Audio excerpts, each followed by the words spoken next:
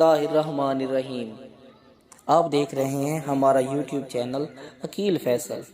तो चलते हैं आज की अपनी इस कहानी की तरफ।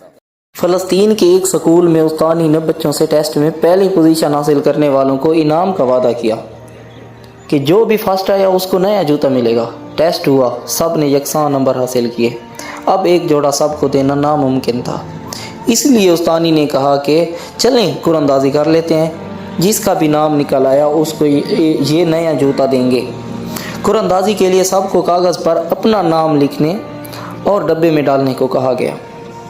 उस्तानी ने डब्बे में मौजूद कागज़ के टुकड़ों को मिक्स किया ताकि किसी की हक तलफी ना हो जाए, और फिर सब के सामने एक टुकड़ा उठाया।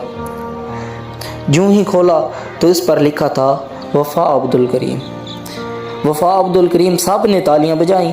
वो अश्क बार आँखों से उठी और अपना इनाम वसूल किया, क्योंकि वो फटे पुराने कपड़ों और जूतों से तंग आ चुकी थी। वालिद का साया सर से उठ गया था और माँ लाचार थी, इसलिए जूतों का ये इनाम उसके लिए बहुत मायने रखता था।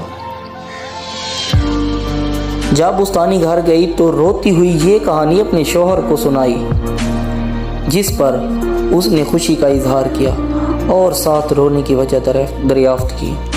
तो उस्तानी फूट फूट कर रोने लगी कि मुझे रोना वफ़ा अब्दुल करीम के जूतों से ज़्यादा दीगर बच्चों के एहसास और अपनी बेहिसी पर आते हैं। जब मैंने डब्बे में मौजूद दीगर कागज़ के टुकड़ों को चेक किया तो सब ने एक ही नाम लिख दिया था, वफ़ा अब्दुल करीम। वफ़ा अब्दुल करीम। इन मासूम बच्चों को वफ़ा अब्दुल करीम के चेहरे पर मौजूद लाचारी के दर्द और कुर्ब महसूस होता था, लेकिन हमें नहीं, जिसका मुझे अफसोस है। मेरे एक उस्ताद ने बताया करते थे कि बच्चों के अंदर एहसास पैदा करना और अमलन सखावत का दर्स देना सबसे बेहतरीन तरबियत है।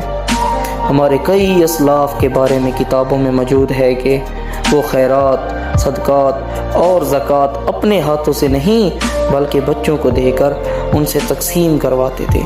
जब पूछा गया तो यही वजह बताई गई कि उसने बच्चों के अंदर बचपन से इन्फाक की सिफत और गरीब और लाचारी का एहसास पैदा होता है। तो इससे हमें हासिल हुआ कि हमें बच्चों को एहसास का जज्बा देना चाहिए।